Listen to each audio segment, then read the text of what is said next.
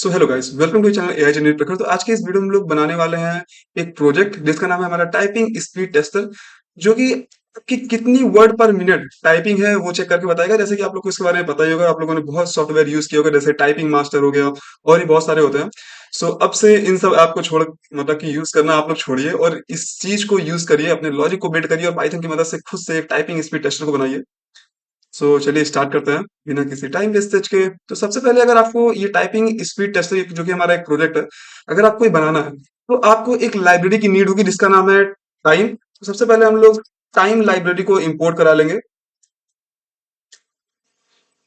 जो कि हमारी पाइथन की एक बिल्ट इन लाइब्रेरी होती है। जब आप लोग Python dot O R G से पाइथन की फाइल को डाउनलोड करोगे तो ये ऑटोमेटिकली आपकी जो ये टाइम लाइब्रेरी है ये डाउनलोड हो जाएगी। इसको आपको बाहर से डाउनलोड नहीं करना पड़ता है। तो यहाँ पे हमने अपनी टाइम लाइब्रेरी को इंपोर्ट करा लिया है। अब हम लोग एक सेंटेंस लिखते हैं। थोड़ा सा पेशेंस रखिए, सारी चीजें बहुत अच्छे से क्लियर होंगी। तो सेंटेंस नाम का हमने एक वेरिएबल लिया, इसके अंदर हम सिंपली ऐसे एक सेंटेंस प्रिंट करा लेंगे, जैसे the full brown fox jumps over the lazy dog. So ये मैंने एक सेंटेंस डाल दिया है जिसको आपको टाइप करना है और वो टेस्ट करके बताएगा कि आपने इसको कितने मिनट में, मतलब एक तरीके से जैसे आप लोग टाइपिंग मास्टर में टाइप करते हो किसी भी चीज को तो वहां पे ऊपर एक पैराग्राफ लिख करके आता है, वैसे ही हमने यहाँ पे एक सेंटेंस डाल दिया कि आपको इसको टाइप करना है। इस हिसाब से इसके थ्रू मतलब इसको डिटेक्ट करके वो आपको बताएगा कि आपकी स्पीड कितनी है। ठीक है, एक रिफरेंस बस मैंने दिया। यहाँ पे हम लोग एक चीज और प्रिंट करा लेते हैं। वो क्या होगी, जैसे कि अब हमारी कुछ टाइपिंग स्टार्ट हो वहां से तो कोई सेंटेंस प्रिंट होना चाहिए। तो उसके लिए हम लोग इसको यहाँ पे एक सेंटेंस प्रिंट करा लेते हैं।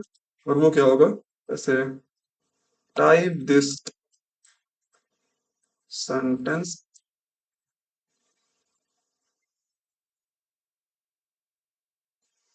As shown below। और यहाँ पे हम लोग स्लैश एन का यूज करते हैं, जो कि हमारा एक escape सीक्वेंस कैरेक्टर है, कि अब जो आप अपना डेटा जो भी आप अपना सेंटेंस लिखो वो नेक्स्ट लाइन हमारा प्रिंट हो।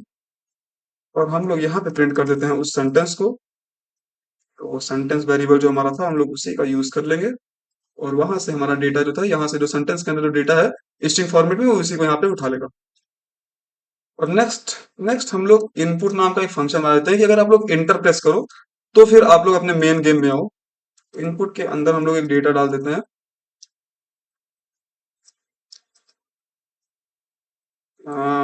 प्रेस एंटर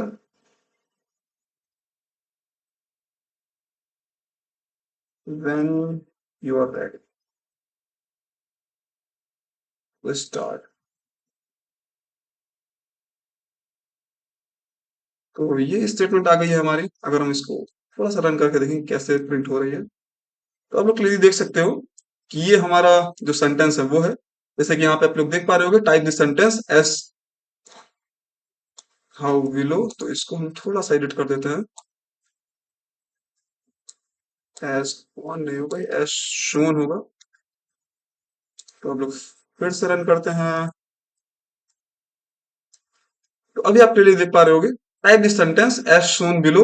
और बिलो के नीचे आप लोग यहाँ पे देख सकते हो जो सेंटेंस सेंटेंस वेरिएबल के अंदर हमने स्टोर करा है वो यहाँ पे प्रिंट हो गया है। और यहाँ पे press enter when you are ready to start, जब हम लोग यहाँ पे एंटर करेंगे तो आप लोग देख रहे हो कि हमारा जो कोड है वो आगे रन हुआ। तो यहाँ पे हमारी जो स्टेटमेंट थी जो हम करना चाहते थे वो अच्छे से बन चुका है, कि जब हम एंटर करेंगे तभी आगे का प्रोग्राम जो है वो स्टार्ट होगा।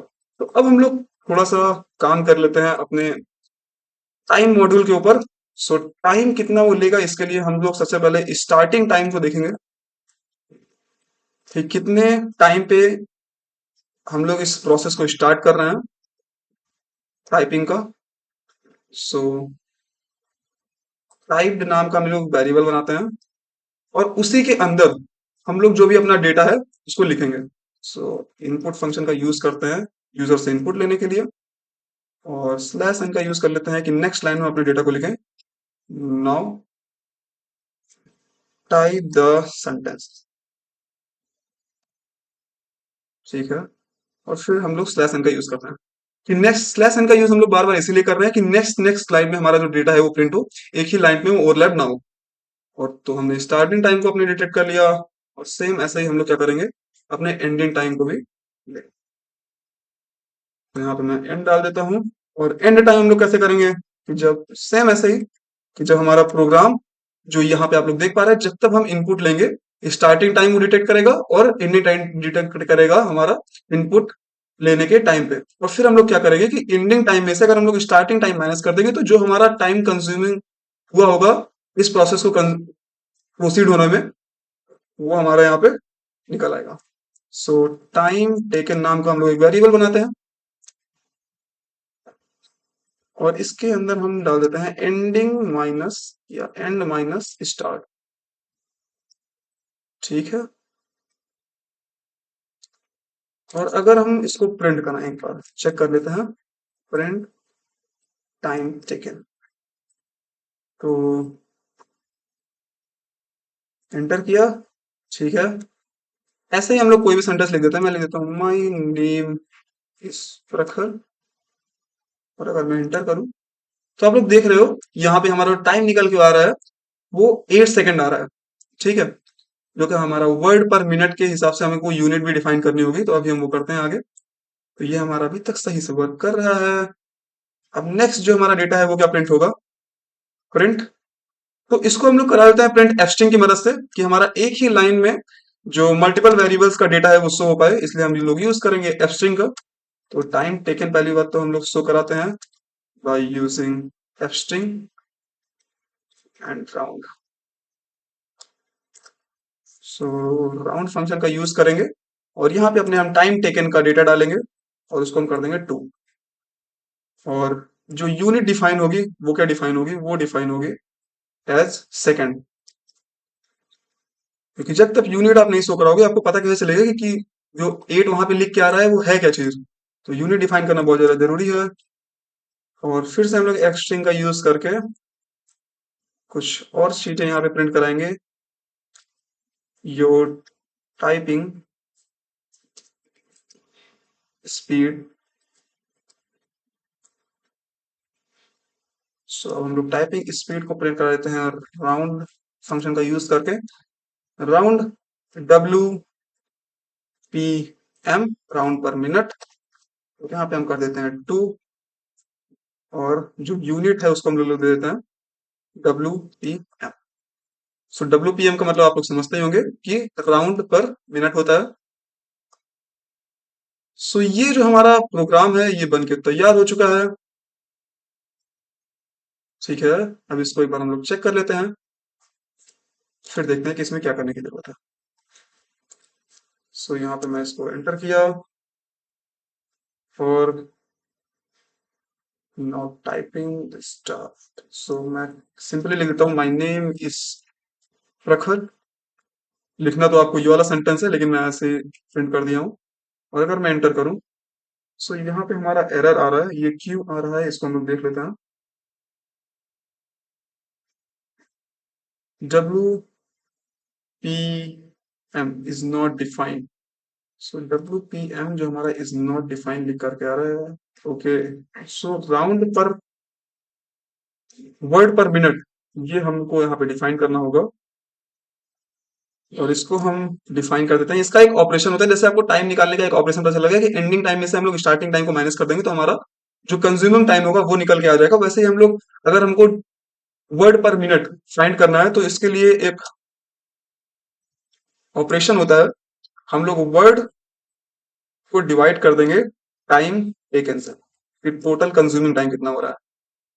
सो टाइम टेकन, और फिर अगर हम लोग उसको मल्टीप्लाई कर दें 60 से तो हमारा निकल आ जाएगा कि हमने 1 मिनट में कितने वर्ड को टाइप किया है। So, इसको हम कर देते हैं वर्ड्स, और वर्ड्स हमारा क्या होगा इसको भी हम डिफाइन कर देते हैं। सो सीरियल वाइज चीजों को समझिए कि ऑपरेशंस कैसे यूज करते हैं, और ऑपरेशंस जो हमारा यहाँ पे हम वर्ड वेरिएबल यूज किए हैं ये हमारा कैसे होगा। तो इसको बनाने के लिए हम यूज करेंगे लेंथ फंक्शन का, क्योंकि लेंथ फंक्शन हमारा क्या करता है, लेंथ फाइंड करता है किसी भी सेंटेंस की।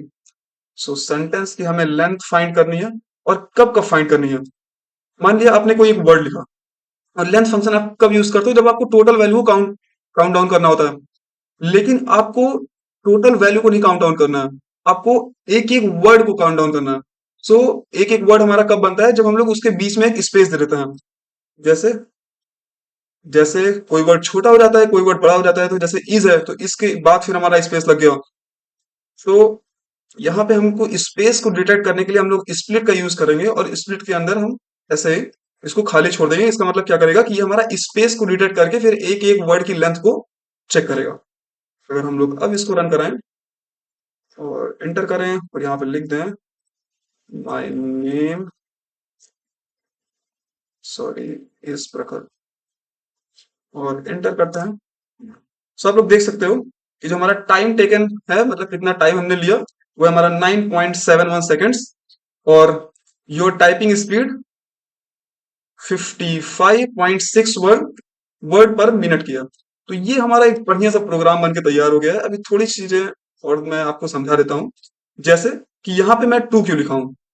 सो टू यहाँ पे राउंड, जब हम फंक्शन का यूज करते हैं तो वो हमारा डिफाइन करता है कि कितनी डेसिमल वैल्यू को आपको चूज करना है। जैसे अभी मैं प्रोग्राम को रन करूं और यहाँ पे मैं फिर से कुछ भी लिख दूं,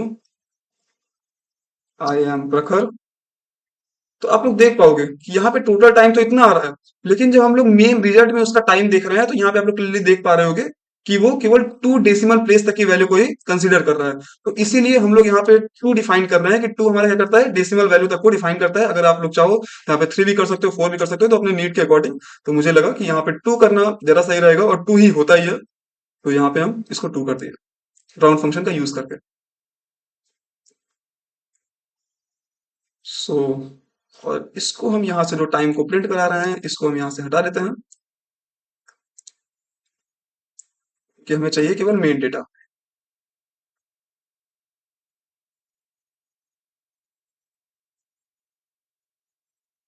एक बार फिर से चेक कर लेते हैं और हम लोग प्रिंट करते हैं इसी वाले सेंटेंस को, दिस क्विक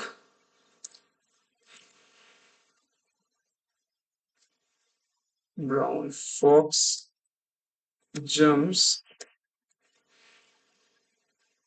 ये हमारा ओवर रहेगा। सो अभी इसको मैं सही कर देता हूँ, ओवर द लेजी।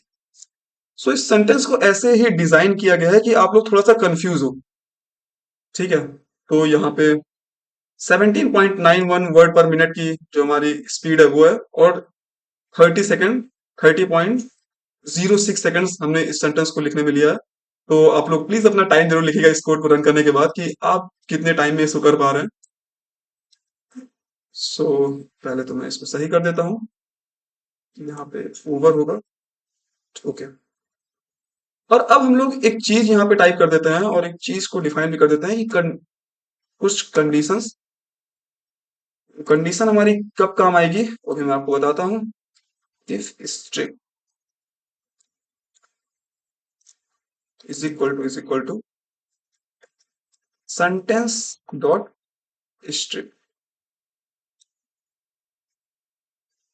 सो ये हमारा डिफाइन करेगा कि अगर आप इसके सेंटेंस में कोई एस्केप सीक्वेंस कैरेक्टर है तो उसके हिसाब से वो उसको कंसीडर ना करे और प्रिंट करा दे क्यूरेसी को। सो यहाँ पे हम सीधे से एक सेंटेंस ही प्रिंट करा रहे हैं, एक्यूरेसी परफेक्ट मैच। अब ये क्या करेगा, जो आपने ऊपर सेंटेंस यहाँ पे देखा है, ठीक है, जो यहाँ पे हमने डिफाइन किया है सेंटेंस वेरिएबल के अंदर, वो क्या करेगा, जो आपने सेंटेंस लिखा है वो इन दोनों सेंटेंस को, ये जो ऑपरेशन है उसको मैच कराएगा। फिर ये बताएगा कि आपकी एक्यूरेसी है कि नहीं है। अगर एक भी वर्ड गलत होगा तो वो बता देगा कि आपकी एक्यूरेसी नहीं है। तो अगर ये हमारी कंडीशन सेटिस्फाई होती है तो एक्यूरेसी परफेक्ट मैच हमारा लिख करके आएगा, और अगर एक्यूरेसी हमारी नहीं होती है तो प्रिंट हमें कराना है एक्यूरेसी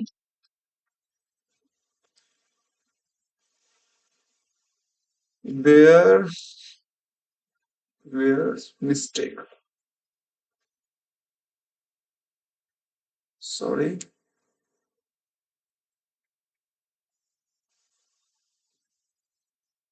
तो हम लोग फिर से चेक कर लेते हैं और एक्यूरेसी हमारी सही से आ रही है कि नहीं इसको देख लेते हैं। एंटर किया और हमें यहाँ पे लिखना है the quick brown fox jumps over the lazy dog.